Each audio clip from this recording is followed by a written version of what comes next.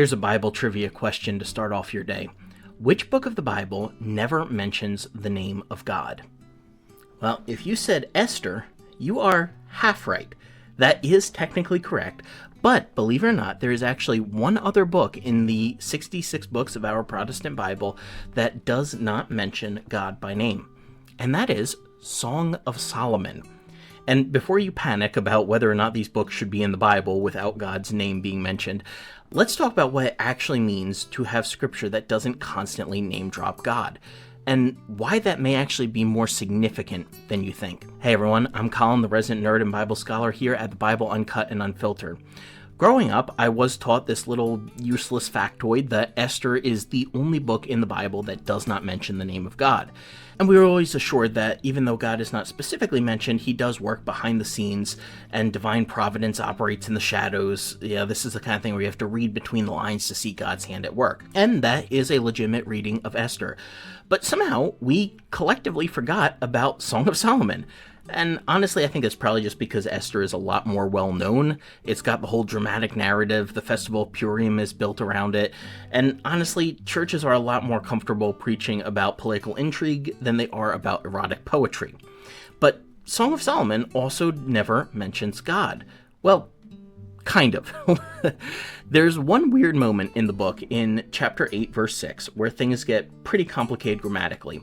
The Hebrew text has this phrase that could be translated either as a vehement flame, as the King James has it, or also as a flame of Yah, which you might recognize as the first few letters of the divine name Yahweh. The problem with interpreting this is that the Yah ending, Y-A-H in English, is most likely just an intensifier in Hebrew. It can indicate a shortened form of God's name, or it can also just be a way of intensifying whatever word it is tacked onto, without having a reference to God. Kind of like how maybe we might say in English that we had a hell of a storm pass through without making any theological statement about hell. The Yah suffix can just mean the most intense version of this thing. So while it is possible that Song of Solomon 8:6 references a flame of Yah or a flame of Yahweh, most scholars believe that it is just functioning as an intensifier, saying a very strong flame. So Song of Solomon then, like Esther, likely goes through its entire text without ever mentioning God. And that raises an obvious question for us. Should we be worried about this? If these books don't mention God, should they even be in our Bible? Have we made a mistake in including them in our canon? And the answer is no. Not at all. In fact, I would argue that these books teach us something crucial about spirituality that we desperately need to hear. We don't need to make every little thing in life about God. We don't need to spiritualize every moment or force God's name in every conversation just because we are Christian. The biblical texts are for us, not for him. Think about what the book of Esther represents, okay? It is a book set in a world where God seems silent, absent, like he is not intervening with miracles or prophets or obvious divine manifestation like we see in the Torah, the first 5 books. The Jewish people are in exile, they're scattered, they're vulnerable there. And Esther has to navigate political power. She has to risk her life and save her people without any burning bushes or angelic visions to guide her. This is the reality that we live in most of the time. We don't get miraculous signs or audible voices from heaven.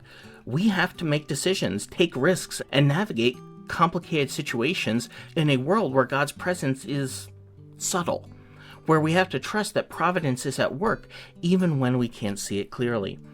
Esther says that this kind of faith is still valid. Spirituality that operates in the absence of obvious divine intervention is still spirituality. A life lived courageously in a world where God seems silent is still a sacred life. And then there's Song of Solomon, which does take a completely different approach. This book is about desires, bodies, intimacy, pleasure. It is unabashedly erotic poetry celebrating romantic and sexual love, and it never mentions God. What should that tell us? Well, it tells us that spirituality isn't just about being churchy or constantly name-dropping God. It tells us that physical, embodied experience of love and desire and even sensual pleasure, these things are sacred in and of themselves.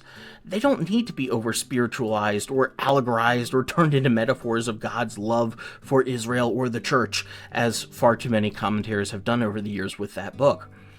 Sometimes the most powerful spiritual life is one that is fully present in the physical reality of the world, in the taste of good food, the touch of a lover's hand, the beauty of a sunrise, the intimacy of deep relationship. You don't have to name check God to make these moments holy. They already are.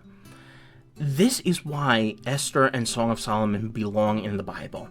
They push back against a version of spirituality that is constant God talk, that tries to make everything explicitly religious, that can't exist in the world without turning every moment into a sermon. I think we all know people who have that kind of mentality as well. Esther says that God can be present in the silence, in the ordinary workings of events, in human courage and the wisdom operating without miraculous intervention. The Song of Solomon says that the created world, bodies, pleasure, love, desire, they're good in and of themselves. You don't need to spiritualize or make them about anything else. They are already sacred.